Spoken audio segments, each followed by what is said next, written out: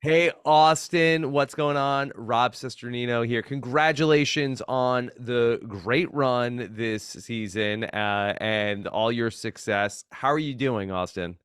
Thank you so much. I'm doing great. The at the end of the day, as players, once we come back, we have like 7 months to process everything. And at the end of the day, it's like as long as it's a good season, it's a win. And this season was awesome. It It was was a a thrill. great season. It was so good, and the finale was so good. So I'm feeling great. I had a tough, past couple episodes, and I think the finale helped me end on a high note. So I'm feeling really good. Yeah, well, Yeah. let's talk a little bit about that. So, do you feel like that we got the full picture of the events of the last couple of days of the game from your perspective? Yeah. So I think a lot of like the decisions that were like being shown, it kind of made it seem like it was complete like, oh, I am love goggles. This is all romantic. There's no strategy going on in my head. It's just I'm obsessed. Like I gotta, whatever. And I don't think that's fully accurate. Like there's for every decision that's made, as love goggly as it might look, like there was a lot of just staying up, trying to run the numbers in my head, thinking of what's best for my game. And yeah, I mean, like if we dive into it, it's sort of just like the way I viewed it was, when I told D, like that was like a big turning point of the season. When I told D about the vote for Julie, she Yeah. tells Julie, Emily goes home. At that point, Final Seven, I knew like my first layer of like insulation was D and Drew on both sides. And outside of that, I had Emily and Julie. And I knew I was gonna lose either Emily or Julie, but to me, they were like equally weighted in terms of like threats to the jury, how much I wanted them to come to the end with me. But what was most important was just making sure that D and that Drew were still going to trust me 100% going in. And that's kind of was like my rationale of why I decided to tell D, even though I knew there was a chance that she was going to end up potentially telling Julie. I wish she didn't. I convinced myself that she didn't. But the main point was trying to flush Julie's idol. So that was really what I was trying to go for that move. And yeah, Yeah. Okay. Um, let's go to the final tribal council. I would love to know coming in because this was the closest vote of the new era, 5-3. Did you feel like coming in that you might have had it? Yeah, I there's a lot to that actually. I came into Final Tribal knowing that I had an uphill battle to climb. You can kind of tell just going to tribals like what the jury's feeling, who they're vibing with. I would walk in with my immunity necklace. Drew was the only one smiling at me. D came in with her necklace. People are like, "Oh, let's go, D." So I knew going in I would really have to plead my case, but I truly thought that given the opportunity to explain my moves, especially because a lot of the moves that I made and strategic decisions that I made were, really subtle, under the radar. A lot of it happened in the middle of the game that people weren't quite tuned into what was happening. I felt like if I could tell my story, I'd be able to beat anybody. So that was my thought going in: is I was going to have an uphill battle. I was going to have to get people to change their votes, but I really thought that I could do it. Did you feel like when everybody got up to go and cast those votes, did you think that you had the votes coming back from when Jeff comes in with the urn? No, I when Jeff comes in with the urn, at that point, I thought I was going to get I was thinking I was gonna get 2 votes. So like when the third vote came up, I was like, oh my God, like this is great. Like, heck yeah, like what I was saying was being heard. This is awesome. So I was really excited at that. I was at the edge of my seat being like, no way, could this be a tie? Is Yeah. Jake gonna have to vote? That didn't happen, but yeah, no, I'm proud of how I performed at Final Tribal. And obviously, got that sucker punch by D midway through. So being able Yeah. to bounce back and recover from that, still get 3 votes. No complaints. Now, Austin, let me tell you, like back in my day, when a guy used to sit in the final tribal council Yeah. with his girlfriend, you propose before they read the votes. Dang it. Man, I would have had way more money now, You huh? missed a key part of the Robin Amber story. Well, they had it lucky. They had another 4 months to go or whatever before that happened. 7 months. I had 26 days. So that's kind of fast for me. Yeah. Okay. Well, speaking of U and D, that do you Yeah. have any updates for the listeners? Because we're all just with bated breath waiting to Oh find out my. what's going on.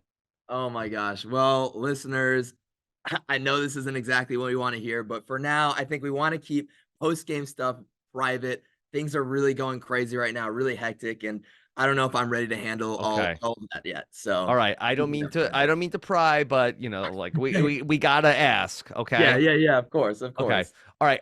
I would love to just talk through a little bit of the final five vote from this because this was like a historically crazy vote Yeah. that we Oh my saw. God. And ultimately, you vote for Julie. Julie Yeah. goes home. That do you feel like that we got the full story of this final five vote? Going into this, the airing of the season, this final five vote was the one where I was like, I truly have no idea how they're gonna tell this story because it is insane. I mean, what ends up happening, I was all in on voting out Katura until 5 minutes before leaving the final tribal. I switched my vote. I was like, I have to vote out Julie. I think the numbers are going there. Katura switches her vote mid tribal. So like two votes are swapping around. Jake plays idol, all these votes going everywhere. Like it was crazy. I think the edit did as good of a job as it Yeah. could. I mean, given what we were giving them, given our like switches happened last minutes and last second and everything. And yeah, it was truly that crazy. And all Did of us you just have anything to do with Katura switching her vote to Julie, which was what you yeah. wanted? Yeah. So what I told Couture really is pretty much just like, listen, I'm with you. I'm gonna vote Julie. And I think she really trusted and was like, okay, if the votes go to me, I know Austin is voting for Julie. I don't really know what Jake's going to do. So because of that, I think she felt more comfortable voting with me, knowing that that means she'll be guaranteed two votes going one way. Had you been trying to get Jake and Katura to vote with you on taking Julie out? So actually I was planning on voting Couture for the longest time. And then at the reward with the stake reward with Jake, he brings up the Julie idea. And at that point, I'm like, I don't really know. I don't know, like, I don't know how I feel about that. But then I sat, marinated on it, and that's kind of when I went back to them, be like, all right, I'm all in. Let's do this right now. So I would say it was actually Jake's idea initially to vote out Julie. Okay. Then I want to go back to speaking of Julie. Let's talk about Julie and the idol because this was something that a lot of us on the outside had so Yeah. many questions about. Okay, you give Julie the idol to protect herself when you have this potential twist at the final nine, and Yeah. then you never get it back. Yeah, I mean, like when you give an idol, it's theirs and they have to re-give it back to you. You can't just be like, hey, that was my idol, give it back to me. So I gave her the idol. And what made it harder to get it back was the fact that I already had another idol and my amulet was non-transferable. It was weaker. So I had to give her the stronger one that went to the final five. I gave it to her. The next day, we're kind of like talking to her, and Drew's like, hey, like, so Austin's idol. She's immediately like, no, my idol. So it's like, okay, like she wants to keep this idol. I can't cause a big fuss about it because if we ever make a move against her, she's gonna be prepared and know about it. So after she kind of said that, Drew and I were like, we can't ask for it back. We're gonna just have to blindside her to get rid of it, because she's not gonna give it back. And yeah, if we tell her, she's just gonna be warned. So we knew it was lost at that point. Yeah. How does this entire game change if you don't do that at the final nine? Wow, wow, yeah, that's crazy. Who knows? Because then I have two idols, and there's extra incentives for people to really strike at me. I mean, Mhm. given only the Reba 4 knew that I had two idols, Emily knew that I had the amulet, and that was kind of locked in there. And because that, maybe I would have been able to make it all the way to the end. Drew definitely would have been saved at that, final six vote, most likely. But yeah, I mean that's a lot. I mean, I don't think we would have turned on Julie when we did if she didn't have an idol. I think we would have waited for one more round. What needs to happen in this game differently for you to be the winner today? For me to be the winner, so I think I mean, there's a couple things that could have happened. I think, once after the final five ended and we sent home Julie, I knew my best bet was to take on D and Fire. So if I had won the final four immunity challenge, what needed to happen was me take on D. If I beat her there, I think I had a really good path to the end to win. Other things like I've thought like what would happen if I gave my idol to Drew and saved him there. That was another potential way to get extra points with the jury, save another one of my ally, keep the numbers. So I think those are kind of like the two main things that could have changed the game. You did a really great job in terms of managing your threat level throughout the course of the game because I think that you're somebody that people probably would have said in the preseason, and maybe we did, like, okay, well, when he gets to the merge, like he's going to be gone, Yeah. that, no chance that he can get to the end. But then there you were. How conscious were you of managing that threat level? Honestly, that was the biggest focus of my strategic game going into the merge. I knew like players like me, we get sniped first into the merge, second, third, right before the merge. And that was sort of like the story I would tell people at New Bell, at RHAP. I was like, this is what I'm terrified of. Like, I don't want to go out at this point.